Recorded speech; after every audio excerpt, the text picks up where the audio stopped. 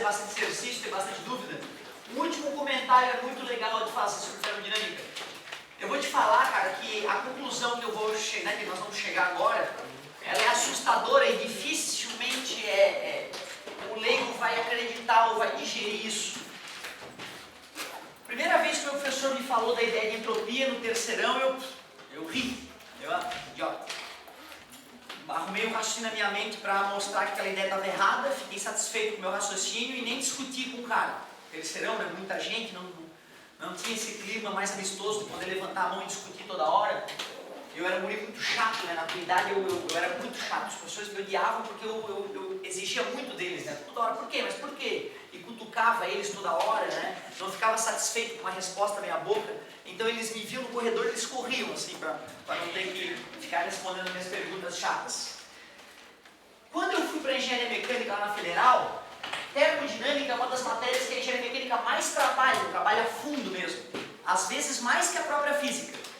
E aí lá na termodinâmica a ideia de entropia voltou a me perturbar. Só que aí eu tive que estudar mais. E aí estudando um pouco mais, uma hora caiu a ficha, Cacilda, realmente entropia existe e os caras estão certos. E isso foi acachapante, porque é difícil acreditar no que eu tenho para te falar agora. Bem difícil, para beira a ficção científica. Os seres humanos já calcularam como vai ser o fim do universo. Nós já sabemos como é que é o fim do universo. E não tem jeito. Vai ser. Mas quando a gente fala fim, não é uma explosão, né? O fim de tudo.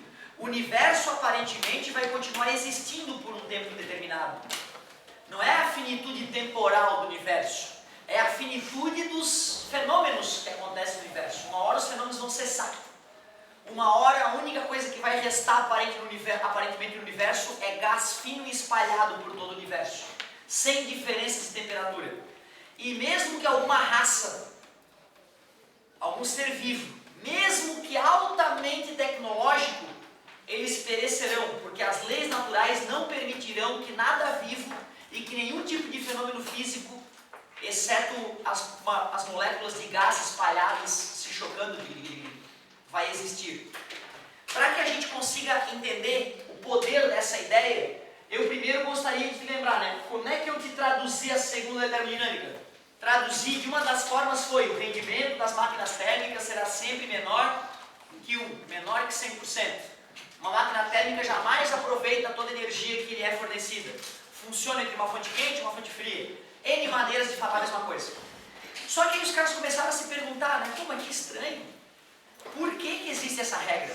Por que as máquinas térmicas, por mais que seja inteligível, né? O gás para poder se expandir tem que ficar agitado. Mas será que isso não está ligado ao fato de um copo se quebrar, mas nunca se juntar?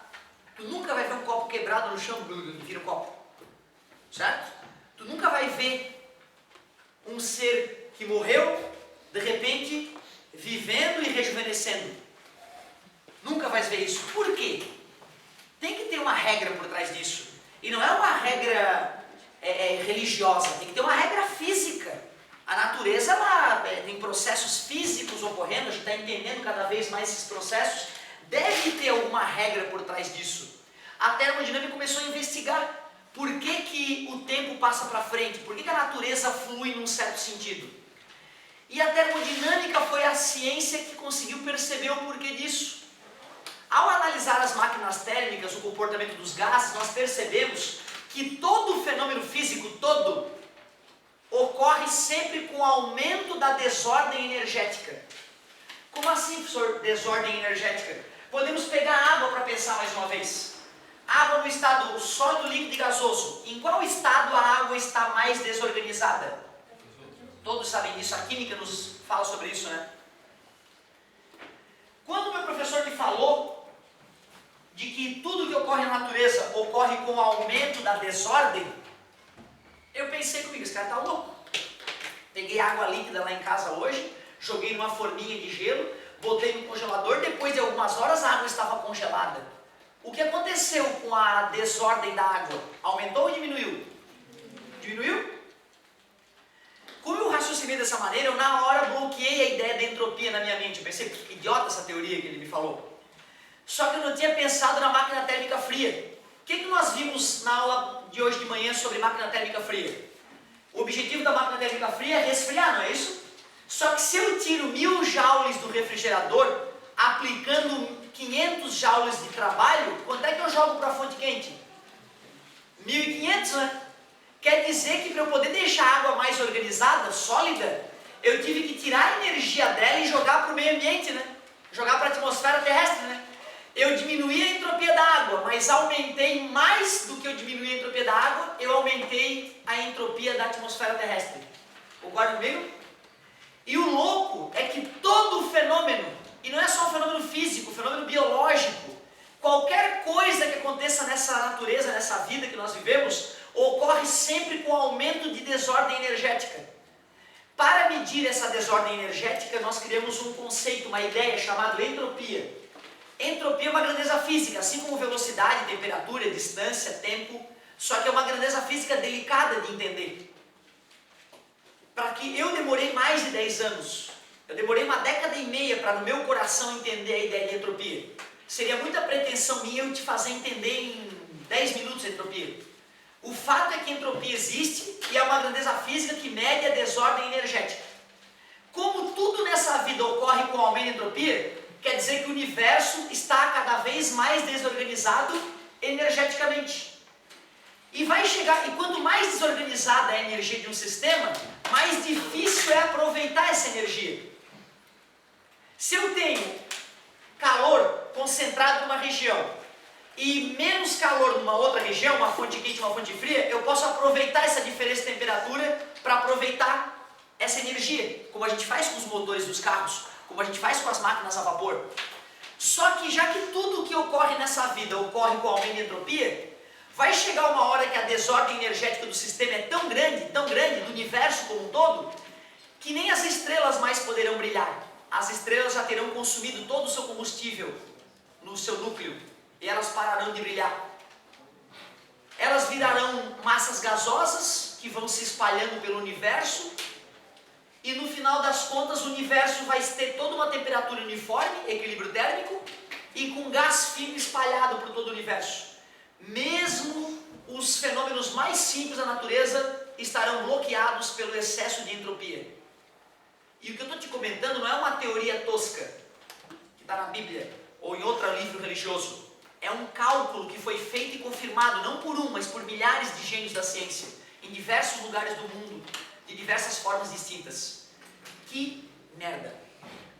Alguns cientistas alegam que talvez, em algum momento, a força gravitacional acabe de novo acumulando toda essa massa do universo e gerando uma nova grande explosão, um novo Big Bang, que voltaria a organizar a energia do universo. Mas isso é só teoria. As confirmações matemáticas são de que o universo é finito do ponto de vista dos fenômenos. E vai chegar uma hora que mesmo que nós possamos evoluir tecnologicamente ao limite, não vai mais ser possível a vida se manter. E não só a vida, como outros fenômenos, como o brilho de uma estrela, não será mais possível. Afinal, a estrela é uma máquina termodinâmica, de certa forma. Que viagem! Nova maneira de traduzir a segunda termodinâmica. Uma maneira muito mais geral e ninja. Segundo a lei da termodinâmica, tudo ocorre com aumento de entropia. A entropia é a grandeza física que define em que sentido a vida flui, em que sentido o universo vai. E se a entropia está aumentando, chega uma hora que a entropia vai ser tão absurda no universo como um todo, que os fenômenos cessarão. O máximo que poderá existir são moléculas de gás se chocando umas com as outras, e aí a coisa vai ficar sem graça. Eu até torço para que essa lei não esteja correta, mas por tudo que eu estudei de física na minha vida, eu vejo que os filhos da mãe descobriram a finitude do universo. Conclusão: o universo terá tamanha entropia que os fenômenos não poderão mais ocorrer, nem as estrelas mais brilharão. Que tristeza, né? Imaginar o universo daqui a uns 100 bilhões de anos, as estrelas não brilham mais, o universo é frio, gás fino espalhado por todo o universo, não existirão mais corpos quentes e corpos frios, os corpos entrarão em equilíbrio térmico e a graça vai ter acabado. Certo? Espero que não seja assim, mas a matemática é cruel, né? Ela é muito precisa em alguns casos. Tu vê, cara, essa forma de traduzir a segunda termodinâmica, ela é rara de aparecer no vestibular,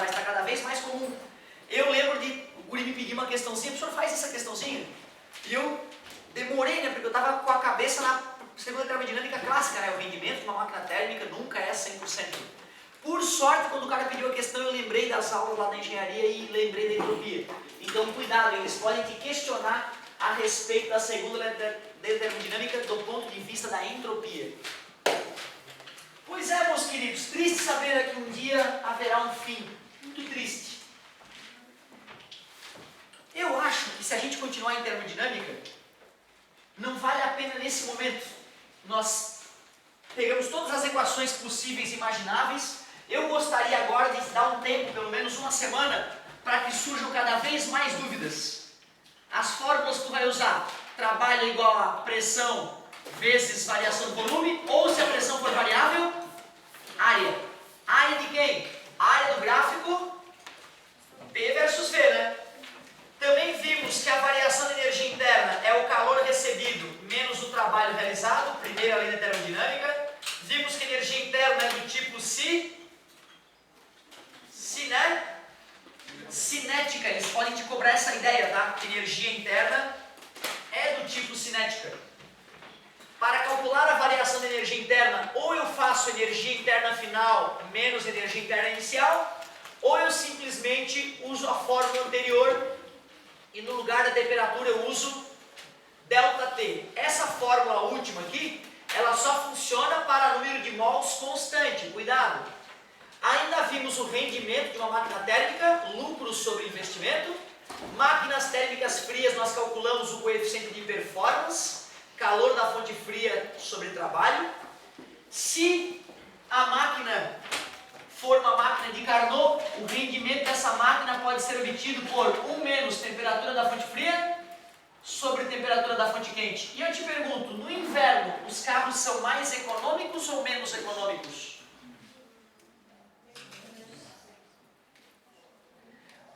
Quando no final da última aula, como é que nós obtivemos a máquina termodinâmica de melhor rendimento possível?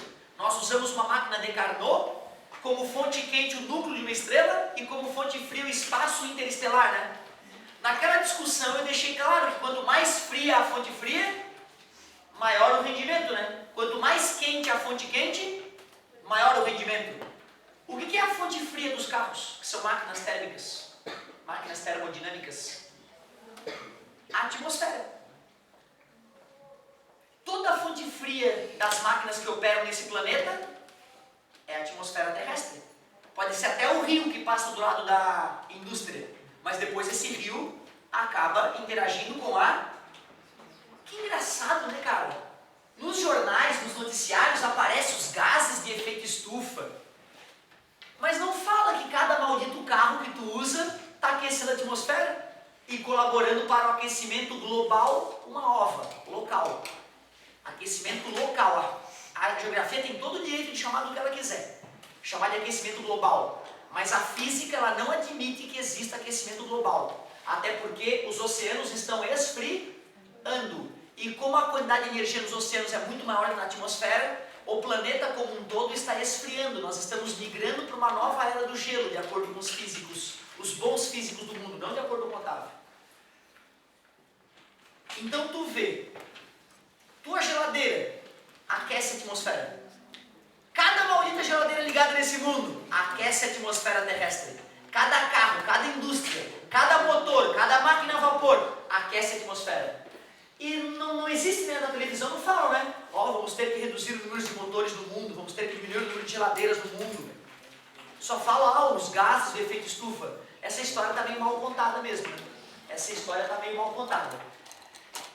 Meus queridos, já que a fonte fria é a atmosfera da Terra, quanto mais fria a fonte fria, melhor o rendimento. Os carros ficam mais econômicos no inverno. E tu vê, né, cara? Eu te falei da máquina de Carnot. O cara não percebe que dá para usar aquela fórmula para pensar no motor do carro. Aliás, além de esfriar a fonte fria, o que eu posso fazer para aumentar o rendimento de um carro? Aumentar a temperatura da fonte quente. Só que isso não é uma escolha que tu possa fazer, né? Primeiro que se tu aumentar a temperatura de dentro do motor demasiadamente, o motor derrete. O aço não vai aguentar a tamanha temperatura. Concorda comigo? E além disso, a temperatura no interior do motor tem a ver com a explosão do combustível. Então tem a ver com o combustível que tu usa também. E com a taxa de compressão do motor, quanto o motor espreme o combustível antes de explodir. Então tu vê, né, a temperatura da fonte quente nós temos pouca margem de manobra. A temperatura da fonte fria é o clima. Então a gente fica limitado mesmo. Os motores de hoje em dia estão chegando num limite de rendimento, né, bem delicado. Já te comentei, abastece teu carro por R$100. Quanto que tu usa? 30. É muito triste, né? Se tu abastecer um carro com 100 pila de gasolina, tu só vai aproveitar 30 pila, cara, daquele abastecimento. Para onde é que vai os R$70 que tu não usou? Para a fonte, aquece a atmosfera. A cada 100 de combustível, 30 tu usa, 70 tu colabora com o aquecimento da atmosfera na tua cidade. Que merda são os motores de combustão interna. 30% de rendimento. Motor elétrico. Sabe qual é o rendimento do motor elétrico? Passa de 90%. Teus netos usarão carros elétricos. Os carros de combustão interna, eles serão máquinas nocivas, consideradas danosas no futuro próximo. Justamente porque boa parte da energia não aproveitada é jogada na atmosfera terrestre. Enquanto o motor elétrico, a cada 100 que tu abastece ele, tu usa 90, cara, e joga só 10 na atmosfera. Bem melhor, né? Então tá aí, um dia, e isso será breve, os carros de combustão interna, os motores de combustão interna, eles serão, né, eliminados do nosso planeta porque eles são pouco rentáveis, eles rendem pouco. Show de bola! E agora, cara, é contigo. Agora tu pode sofrer com as questões de termodinâmica da tua apostila. E eu vou aproveitar essa nossa aula ainda para a gente dar uma revisada em eletrostática, porque tem muita coisa em eletrostática que faz um tempão que a gente não vê, e eu acho que nesse volume tem algumas coisinhas que eu ainda, né, que de repente ficaram de ser discutidas. Então vamos parar um pouquinho a discussão em termodinâmica e vamos voltar para a eletrostática. Tua tarefa é comer as questões de termodinâmica, detonar as questões e me entupir de dúvidas na próxima aula.